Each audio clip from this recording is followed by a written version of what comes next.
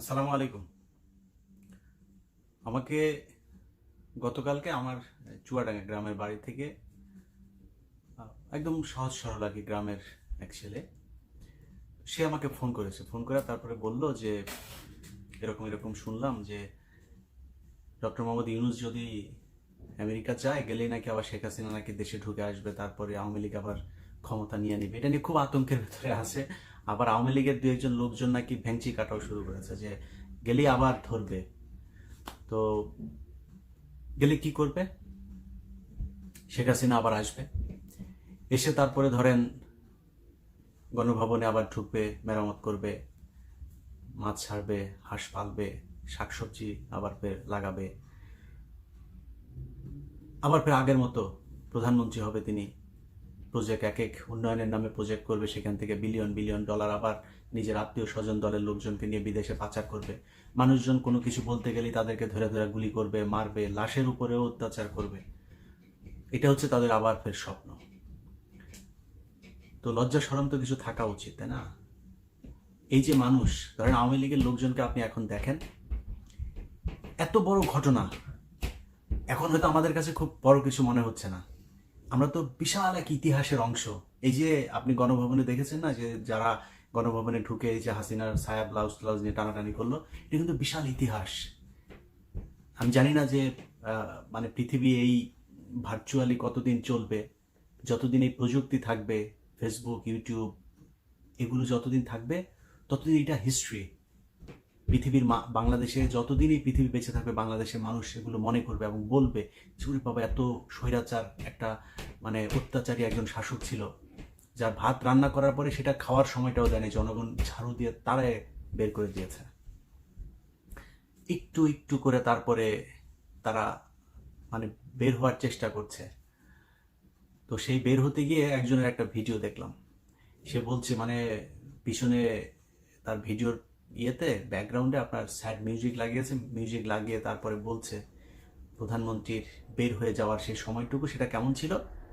তা ছিল শেখ হাসিনা নাকি যাবেই না, তাকে জোর করে সবাই বুঝাচ্ছিল সে যাবে না, এই দেশের মানুষকে রেখে সে নাকি যাবে না। এরপরে শেখ রেহেনা তাকে বুঝাইলো, বলল যে আমার বাবার মতোই অবস্থা করতে চাচ্ছিস তুই, তুমিও কি বাবার মতো মরতে চাও, জীবন দিতে চাও, চলো জীবনটা বাঁচাও। তাকে নাকি বুঝে একটু যায়। তারপরে হেলিকপ্টার শেখ হাসিনাটা তো দেখা মনে হইলো যে মানে লুঙ্গি উদাম করে তারপরে দৌড় দিলে যে অবস্থা, তো ওইভাবে দৌড়ায় হেলিকপ্টারে উঠতেছে। আমরা তো সেই ভিডিওগুলো তো এখন দেখছি। এটা এখন তারা নানান ধরনের ন্যারেটিভ মানুষের সামনে তুলে ধরার চেষ্টা করছে। এখন এই যে বাংলাদেশের মানুষ এইভাবে তাদেরকে জুতা পেটা করে তারপর বের করলো, মিনিমাম আওয়ামী লীগের লোকজনের ভেতরে আপনি দেখছেন যে কোনো অনুশোচনা আছে, কোনো অনুতপ্ত হচ্ছে যে ওকে আমরা একটা ভুল করেছিলাম, সেই ভুলটা সংশোধন করতে চাই। ওদের এখনো কথাবার্তা, ওরা আবার দেশে আসবে, আবার সেইভাবে খাবে। 5 তারিখে যেদিন শেখ হাসিনা দেশ থেকে বের হয়, সেদিন কি ডক্টর মোহাম্মদ ইউনূস বাংলাদেশে ছিল? ডক্টর মোহাম্মদ ইউনূস তো সেদিন বাংলাদেশে ছিল না, সে তো দেশের বাইরেই ছিল। তো শেখ হাসিনা পলাইলো কেন? এখন ডক্টর মোহাম্মদ ইউনূস বের হবে আর আপনি চট করে ঢুকে যাবেন, আপনার লোকজন এই স্বপ্ন দেখে। এগুলো শেখ হাসিনার শয়তানি। 2 দিন পর পর নিজে ফোন রেকর্ড করে সেটা ছাড়ে তারপরে বুঝায়। আর তো বলার তো জায়গা নাই। এখন তো মনে করেন শেখ হাসিনা যদি কোনো গণমাধ্যমে কোনো কিছু যদি পাঠায় বা বক্তব্য টক্তব্য যদি পাঠায়, তাহলে তো পাশার চামড়া উঠাই দিবে। কোনো টেলিভিশন তো আর ওই ঝুঁকি নিতে যাবে না। তো শেখ হাসিনাকে বলবো, আমার বাংলা এডিশন নামে যে নতুন পোর্টাল চালু হয়েছে, আমার ফেসবুক, ইউটিউব আছে, বাংলা এডিশনে যাবেন, আমার কাছে পাঠান, আমি চালাবো। আমার কিন্তু ওই ভয় নাই, কারণ আমি তো এতদিন আপনার দালালি করিনি। তো আমি চালাইতে আমার কাছে দিয়েন, আপনার যা যা বলতে মন চায় ম্যাডাম আপনি দিয়েন, আমি চালাবো। এখন এই শেখ হাসিনার কোনো বক্তব্য টক্তব্য কেউ চালাইতে পারে না, ও নিজে নিজে ফোন রেকর্ড করে তারপরে পাবলিকের মাঝে একটা উত্তেজনা তৈরি করে। তো উত্তেজনায় যদি আওয়ামী লীগের লোকজনের স্বপ্নদোষ হয়েও যায় না, লাভ নাই তো। আপনি তো আসতে পারবেন না। আপনার একটু মাথার ভেতরে একটা মিনিমাম মানে কমন সেন্স থাকা দরকার, যে আপনাকে শেখ হাসিনা যখন বলছে চট করে ঢুকে যাব, ওই দিনও 2-3 জন বর্ডারে গিয়ে ধরা পড়লো। তো তারা পালাচ্ছে কেন? সে তো চট করে ঢুকে যাবে, তো তারা পালাচ্ছে কেন এখনো? এটা বুঝতে হবে যে তাকে এই দেশে আসার সুযোগ না দেওয়ার জন্য যা যা করার, সেটা শুধুই ডক্টর মোহাম্মদ ইউনূস আর বাংলাদেশের ছাত্ররা, জামাত, বিএনপি মিলে করে নেই। এটার জন্য অনেক উচ্চ পদস্থ শক্তিশালী হয়ে মানে কি বলবো যে আন্তর্জাতিক যে শক্তি, সেই শক্তি এটার পেছনে কাজ করেছে। এমনি এমনি শেখ হাসিনা দেশ থেকে বের হয়ে যায়নি। সো এই আজাইরা এই স্বপ্ন দেখা তারপর স্বপ্নদোষ করে লাভ নাই, কারণ শেখ হাসিনা ঢুকতে পারবে না। আর শেখ হাসিনা যদি ঢুকতে চায়, আমরা তো চাই শেখ হাসিনা বাংলাদেশে ঢুকুক। এখন তারা তো দরকার বাংলাদেশে। এই যে $103 বিলিয়ন যে বৈদেশিক ঋণ রেখে গেল, এই যে একের পর এক এই বিভিন্ন ঘটনায় মানুষকে যে খুন করেছে, গুম করেছে, সালমান এফ রহমান, তারপরে এস আলম সহ যাদেরকে ক্যাশিয়ার বানিয়ে কয়দিন আগে যে Zafrullah Chowdhury, Midland bank tank, এগুলো যে বাংলাদেশটাকে যে একদম ঝাঁঝরা করে দিয়েছে, এটার জন্য তো আমাদের দরকার তাকে। আমরাও তো চাই শেখ হাসিনা দেশে আসুক, আসতে বলেন। কিন্তু আপনারা স্বপ্ন দেখছেন যে শেখ হাসিনা আসবে, আবার আওয়ামী লীগ ওইভাবে ক্ষমতায় আসবে, আবার আওয়ামী লীগ ক্ষমতায় এসে তারপরে আপনাদেরকে ক্ষমতায় বসাবে। যেমন সালমান এফ রহমানের দাড়ি ছিল, দাড়ি কাটছে। মানিকের দাড়ি ছিল না, দাড়ি রাখার চেষ্টা করছিল। ওই শ্যামল দত্তর দাড়ি গোপটোপ ছিল, দাড়ি গোপটোপ সব কেটে ফেলেছে।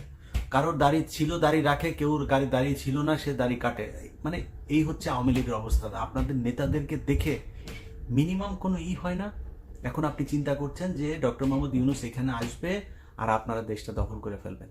আপনার সেনাবাহিনীকে যা জিজ্ঞেস করেন, শেখ হাসিনার ঘরের আত্মীয় সেনাপ্রধান, তিনি কেন পারেন নাই 5 তারিখে শেখ হাসিনাকে বাঁচাইতে? শেখ হাসিনা তো বাংলাদেশে যদি গৃহযুদ্ধ লেগে যেত, ভারত বাংলাদেশে অ্যাটাক করবে, সেটা তো শেখ হাসিনা নিজে চেয়েছে।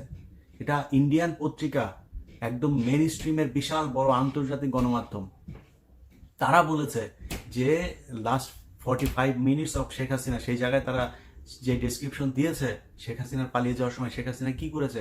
শেখ হাসিনা সেনা প্রধানকে ফোন করেছে, পুলিশ প্রধানকে ফোন করেছে, অমিত শাহকে ফোন করেছে, তারপরে ওইদিকে কি বলে ওদের চাওয়ালাকে ফোন করেছে। কেউ তার কথায় সায় দেয়নি। তিনি বলেছেন যে আমি শেষ পর্যন্ত দেখতে চাই। এসএসএফ কে নিয়েও সে থাকতে চেয়েছে, যে এসএসএফ দিয়েও সে চেষ্টা করবে যে গণভবনে সে টিকে থাকতে। তাকে কেন থাকতে দেয়নি এটা বুঝবেন না আপনারা? তো সামনে পরিস্থিতি যেটা এখন হচ্ছে, যে যা যা ঘটছে, আমার কাছে আমি খুব কমফোর্ট ফিল করি না এই বিষয়গুলোতে। কিন্তু আওয়ামী লীগ আবার আসবে, এসে আবার ক্ষমতায় বসা যাবে, বাংলাদেশে গৃহযুদ্ধ বাঁধতে পারে। শেখ হাসিনার আওয়ামী লীগ আবার ফের আসবে। ভাই, গত 15 বছর ধরে কতবার যে দেশে আয়, মানে আমার মতো লোক, আমার মতো এরকম ছোটখাটো লোক, আমার মতো এত নিচু, মানে আপনাদের তো মানে এত বড় কি বলে যে বিশাল বড় রাজনৈতিক নেতাও না, বিশাল বড় কোনো পদেও ছিলাম না, কিছু না। আমি জাস্ট ইউটিউবে আমি ভিডিও তৈরি করতাম। তো আমার মতো একজন লোককে যে পরিমাণে হুমকি খেতে হয়েছে যে দেশে আয়, এর বাইরে তারেক রহমানকে মনে করেন দেশে নিয়ে বিচার করবে, ইন্টারপোলের কাছে নাকি সবকিছু জানানো হয়েছে, নানান কিছু। তো এত কিছুর পরে আপনারা 45 মিনিটের মধ্যে পুরো দেশ ঠান্ডা হয়ে গেল। এতদিন আপনারা বলে আসলেন 15ই আগস্টে নাকি আপনাদের বাপেরা নাকি কিছু করতে পারে না, এখন কইরা দেখিস। এগুলি নিয়ে আমি যখন শেখ মুজিবরা, তো আমি উলঙ্গ করে দিতাম, সবসময় উলঙ্গ করে কথা বলতাম, বদমাইশ ছিল। এই বদমাইশটা নিয়ে যখন ভিডিও বানাইতাম, তখন বলতো যে আমার বাপেরা পারে নাই, তুই এবার দেশে, তুই আমার তোদের মায়ের সাথে তোদের মানে সাঙ্গা হয়ে তারপরে তোদের বাপ হয়েছে। তো এই সাঙ্গাকৃত বাপের নিয়ে তোদের যেই দরদ উদলায় উঠতো, তো তোদের বাপের পিছন দিয়েও বাস ঢুকাইছে, মুখের মধ্যে হিসু করছে, সবই করছে। তোদের বাপের যে মূর্তি বানাইছি, কই কিছুই করতে পারলি না। খালি বলতি যে দেশে আয়, দেশে আয়। 45 মিনিটের মধ্যে শেষ হয়ে গিয়েছে পুরো আওয়ামী লীগ। এখন আবার তোরা হুমকি দিচ্ছিস যে আসবি, আবার এসে তারপরে দখল করে ফেলবি। তোদের পিছনে পুলিশ না থাকলে তোদের অবস্থা কি হয় সেটা বাংলাদেশের মানুষ খুব ভালোভাবে 5 তারিখে টের পেয়েছে। অতএব এই হুমকি ধুমকি দিয়ে লাভ নাই। যদি তোদের আম্মাকে যদি আবার দেশে নিতে মনে চায়, দেশে নিয়ে যা, দেশে নিয়ে যায়, তারপরে কর। তোদের সাথে কথা বলতে গেলে মানে ধৈর্য ধরে সুন্দরভাবে কথা বলার মতো রুচিটাও থাকে না। তোরা যেই মানে ভাষায় যেইভাবে তোরা কথা বলতে চাস, যেইভাবে উস্কানি দিতে চাস, সেইভাবে কথা বলতে গেলে অনেক খারাপ হইতে হবে না। আমরা তো অত খারাপ হইতে পারবো না। তাই সুন্দর করে বললাম যে বাবা দেশে আয়, তোর মাকে নিয়ে যদি আসতে চাস তোর মাকেও নিয়ে আয়, আমরা অপেক্ষা করছি, তোর মা দেশে যাবে, আমরা এটা দেখতে চাই। দেখি আওয়ামী লীগ কত ক্ষমতাশালী, তাহলে বুঝবো যে আসলে তোরা তো সবসময় বলিস যে তোরা নাকি রাস্তায় পয়দা হুয়া। তো তোরা তো আওয়ামী লীগ যেহেতু রাস্তায় পয়দা হুয়া, তো রাস্তায় পয়দা হুয়ারা রাস্তায় আয়, দেখি কিরকম পারিস, তারপরে বুঝবো না যে কি করতে পারিস। তোদের আম্মার আরেক মধ্য মাতাল এক পুত্র আছে, এই 5,500 বিজ্ঞানী, এই দুইজনে মিলা তোদের উস্কানি দেয়, তোরা স্বপ্ন দেখে স্বপ্ন দোষায় তোদের। যায় দেশে যা, তোদের আম্মারে আর আম্মার পুত্ররে বল দেশে যাইতে, তোদের না করে নাই তো দেশে যাইতে বল, যায় না কেন? তোদের আম্মাদের আরো আত্মীয় স্বজন আছে, কেউই নাই। তোদেরকে ছাগলের 3 নাম্বার বাচ্চার মতো ব্যয় করায় আর তোরা এই ছাগলের মতো ডাকাটা এই করিস। যাই হোক, এই ডাকাটা কি বন্ধ কর, হ্যাঁ বন্ধ করে।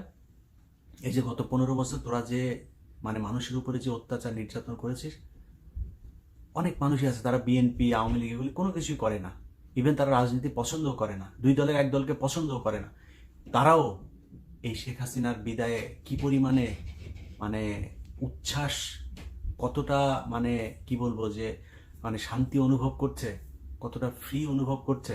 দেখ, এই যে রাস্তায় নেমে এসেছিল সব বিএনপি আর জামাতের লোক, তোর মনে হয় সেটা জীবন দিয়েছে সবাই বিএনপি আর জামায়াতেরই লোক?